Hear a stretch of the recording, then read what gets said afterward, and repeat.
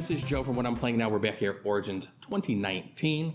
Of course, the Podfather, Stephen Bonacore from Stronghold Games and Indie Boards and Cards. That's right. We can't forget that. Can't forget the merger. That was the big thing that happened this past year. That's right. So how's that working out for you? Oh, it's amazing. It really is. I mean, it's, we've now become like about the third largest hobby board game publisher in North America. It gives us the ability to hire specialized roles, things, I could not hire a director of marketing. We now have one. I couldn't hire somebody just to do convention management. We now have somebody. So to be able to bring two great companies who have a very synergistic catalogs. I was known for bigger games, though I'm going to show you some smaller things, and they were known for these small social games. They have a couple of big things. It kind of meshes together in a really, really fun, wonderful way, and I call us a very happy marriage of dysfunctional people. So it's really good. It's been really good. And Florida looks like it's treating you quite well. Florida is amazing, my friend. It is so good. We are quite jealous, as all yes. to say. Well, you'll be down there soon enough. Where you guys from the Northeast, right? We're from up by Cleveland. Okay, all right. So everybody from the Northeast ends up down in South Florida. I'm telling you. So it's been great. The discussions have already started. Let's just say. All right. Excellent. No, it's a great area. It is treating us very well. It was the second best thing I ever did in my life. This was the first. All right. Well, then let's see what you got over here. Let's start pulling some things out. Let's pull some things out. And this is, you'll see big letters says doppelt so clever, which means twice as clever in English. That's German. Next printing, we're going to actually flip it so we can reinforce the English name of the game. This is a follow-up game to Ganz schön clever, which is also called That's Pretty Clever in English. Wolfgang Warsch is the designer of this game and other things that I'm going to show you in a second. Does some really good stuff. The guy is, he's the hottest designer in the industry. He's kind of on fire right now. He had 3 games in the 2018 Spiel des Jahres nominations. That's just crazy. No one's ever done 3 games nominated for Spiel des Jahres or Kenner Spiel des Jahres in the same year. And he continues to do these amazing outside-the-box, no pun intended, types of designs. So the Mind was the one that actually won, and then he did Ganz schön clever, and he also had the Quacks of Quedlinburg in those 3 games nominated. Now he's done Twice as Clever, a follow-up game to Ganz schön And the clever. Mind is just so... It's so different. It's so weird. It's like, wow. But it's so simple. And you sit there and think, how has nobody ever done this before? It's like, how has nobody done this? It's such a unique design. And these games as well are really cool. So in this, and I'm going to quickly show it to you, so I happen to have an open copy because they just used it in another media presentation. You get a scoring pad where you're going to be doing your writing using the little enclosed markers here, and you have a bunch of dice here. You roll dice, and then you put the die up here, and then you mark sort of what it does on your sheet, and then you do that again, and you do that again with the dice. As you put dice up here, the dice that are below that numerically, you take and you put up on the silver platter. Once you finish that, the dice that are on the silver platter, you've handed them to the other players on the silver platter. They get to choose one of those dice to use on their score sheet. So that mechanic is exactly the same in both the original Ganz schön clever and now Twice as Clever. The difference is the way these dice interact with the scoring and some of the new bonuses that are here. Have you played That's Pretty Clever, Ganz schön clever? I have the app. You have the app. I have played it on my phone, yes. I have played it on there. So you'll notice there are a few things. First of all, there's an unlock bonus now that you can achieve. Unlock means that after something has come up on the silver platter, you can, if you have earned some of these unlocks, you can cross them off to take them off. So you can re-roll them to have more options. The other things, the re-rolls and the plus ones are still there. But now you have a silver die, you have a pink die, and these dice act very differently. When you choose a silver die, anything below that is coming up to the silver platter is also marked in that section. So, and you're going to score points here for the number that you get across. So if you get like all 6 of the pinks, you can score 22 points just for pink in this area. If you get like 1 in blue, you're going to score like 2 points right there. So you can get lots and lots of points by getting all of these dice if you go for like a silver strategy. Here in the yellow, very interesting, you are going to not only, if you choose the yellow, mark it with a circle, you have to then choose it again and exit out to actually then score it. Oh, okay. So it's a double thing. But you can score, if you did that for like everything, you can score as much as 165 points in yellow. Now, I've never seen anybody do I was such just going to ask you, have you seen somebody? No, because I've never even scored. I barely score that high in this game. And then you score, and then so that's how you score in this area. And then you get all your bonuses as you circle things. You get bonuses on the horizontal and on the vertical. Green is also very interesting. So in green, you'll notice there's two sections there with a little scoring thing above it and a minus sign. So you have to have a high number on the first one. Okay. Like if you picked a 6 in green, you'd put 12 here because it's a times 2. And then say you picked a 1 in green, that's times 2 for 2. The difference, the 10, you would write up here, and that's your score for those two dice. Okay, gotcha. You can even score negative numbers in here, which obviously you don't want to do, so you got to be careful about what you end up picking. So here's the most interesting thing. So it's called Twice as Clever for a reason. I can't say I've mastered Gonstra Clever, but I do very well at that. Okay. I'll do 260, I'll do 280. I'm not getting up to the 300s like some people do, but I do pretty well in that. Right. I rarely break 200 in this game, Wow. which is killing me because I want to do well. So now I basically only play this, so I'm trying to figure out how I can really score well in You're this trying game. to break the game, basically. I'm just trying to score. I'm trying to get up on that chart that they have on it just to get to something reasonable.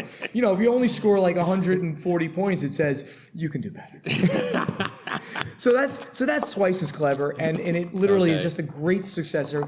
Once you buy into this whole roll and write idea, you're just going to want to get the next one because they're all so different but so interesting, and it's like a viscerally wonderful feeling to constantly mark things off and do things like that. And I saw on the side of the box there was Steamrollers, which we picked up at your booth last year. That's right. We loved that game. We did a video for that one. I believe we played that during Gen Cant. That game's just that game's a blast. So that's like a bigger roll and write, right? Yeah. So these are basically themeless. What I'm going to show you, the few that I'm showing you here, they play wonderfully. Steamrollers is like an 18xx game as a roll and write. Yeah. So a very, very fast Age of Steam or something like that, right? Yeah. You know, you roll dice, you pick a die, you mark your tracks, you do pick up and deliver and all that, and you do it all in 45 minutes. Yes. So that's a themed roll and write. Here, you're trying to outsmart this system. Yeah. You know, basically you're almost playing against yourself to score better and better and better. So yeah, I do love Steamrollers as well. Yes, that was a really good one. So this, as I said, was his follow-up to Gonstra Clever, Twice as Clever, but yet the guy is still on fire. And he comes out, again, Wolfgang Warsch, with Bricks. Now, Bricks, I'm probably not allowed to say Tetris the roll and write, but this is Tetris the roll and write. And when I say Somebody Tetris... probably would want a little money for that. I'm going to say so. And when I say it, it's literally the score... This game is closed, but the score pad looks like the old-style retro Tetris video game, the stand-up video game. Even shows like a little joystick. You know, if you remember how you do that, you can push it like this to move the thing, and the same thing happens. You're going to roll 2 die. The active player is going to roll 2 die, and then you're going to end up selecting, based on the roll, a 4-sided die and a 6-sided die, a blue 4, and that's going to mean a piece that does maybe an L shape or something like that. And then you're going to drop it from the top of your score sheet, just drop it down and put it there. And you're going to try to literally X off as many as you can on each level. If you get all 10 of them, you score 5 points. If you get 9 of the 10, you score 2 points. 8 of the 10, you score 1 point. And you're going to be writing these scores down. As you get higher and higher, you're going to get twice as many points for doing it. And on the top level, you're going to get 4 times as many because it's really hard to get that top level one up there. You're going to be able to earn energy points if the color of the brick hits the color of a dot that's happened to be there. If you earn those energy points, you can then move the pieces around. So maybe you need to sneak it underneath something. That's kind of cool. Yeah, you can also use energy points to shift over when you first roll the die to say, I don't want this piece on the score sheet. I want this piece instead. So it's all about manipulating, using your energy to move around those pieces to score as many points on those rows, and that's Bricks, Tetris the roll and write, and it really is neat. Yeah, that's very retro looking. Yeah. And retro is really big right now. Retro is big in the modern age. Yes, it's just hilarious. Everything's coming back around again. Nothing's ever new, right? So now we did another game with Uwe Rosenberg. So last year we did, over the last year and a half or so, we did 3 games in what we called the Puzzle Trilogy by Uwe Rosenberg. We did Cottage Garden, Spring Meadow, Indian Summer, and then Spring Meadow. Those are the 3 games in the series. Uwe is so into this whole polyomino, basically the Tetris pieces, more like Tetris pieces, but weirder, not only like the strict whatever those were. Those like eight or 6 or 8 pieces in there, but like bigger and weirder shaped Tetris type pieces. So he's been creating these kinds of games. So in this game, you have a score sheet, a grid, a piece of graph paper basically, and 2 cards are going to come out. You pick one of them. Everybody's going to pick from those 2 things, and then you're going to draw that on your piece of paper. Some people get very creative and they draw little things in there. That doesn't matter, but you're just filling in the squares on your page as completely as possible. Okay. The name Second Chance comes from the fact that if you can't, toward the end of the game, when everything's getting filled up, you can't do one of those, you get a second chance. One card gets thrown just for you. Okay. If you can fill that one in, you continue playing. Everyone will be eliminated, so to speak, within the one round of each other, because all of a sudden I can't go and then she can't go. The game is over. Who's ever completed most spaces wins. It is so simple and so engaging and so much fun to like fill in your little blanks and stuff like that. You can play this with kids if you want. And we say 8 to adult, but you can play it with kids, you can play it with grandma. Everybody's been playing this game, 10 to 15 minute game. I was going to say, that's fantastic. A quick one too, at 10 to 15 minutes. Boom, yeah, 10 to 15 minutes. And all of these you can play solo as well. Yeah, absolutely. Yeah, just to try to score the most points possible. Yeah.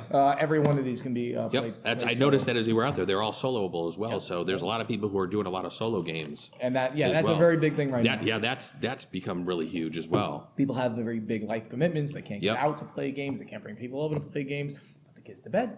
They play some games, right? The wife or the husband goes and reads. You go play some games on your own. So those are the roll and write / flip and writes. We have, so I've mentioned 4 basically. I mentioned the original Ganz schön clever. Right. Well, that's pretty clever. Twice as clever. Bricks.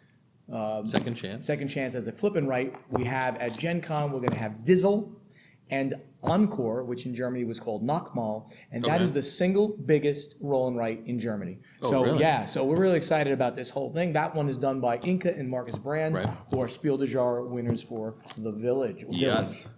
I'm going to mention one more game, which is not part of the Roll and Write series, and this is by my buddies, my new combined company with Indie Boards and Cards, so it's under their brand.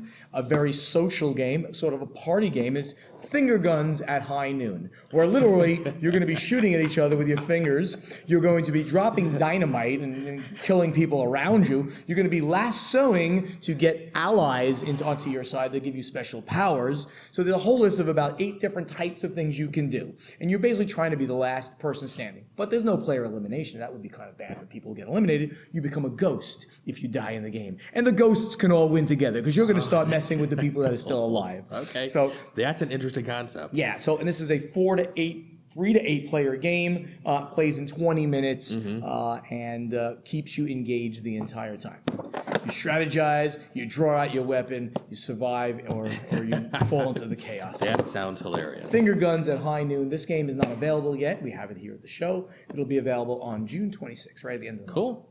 All right. Right. Anything else you want to chat about? That's it, man. The podcast is going good. I listen to it whenever you guys put it out, so I always enjoy you. Board Games Insider with Ignacy Chevicek, the president of Portal Games, and Stephen Bonigo, the president of Stronghold Games. Our announcer's got a really good voice. Try to do his voice. I'm not as good. My accent's not as good as his nice non-regional accent. All right. Well, thank you very much for joining us again this year. Thank you so much for having me. Appreciate it. And hopefully you have another great show. Yes. And we'll see you later. Thank you. Thanks, everybody, for joining us. We'll see you. Bye-bye.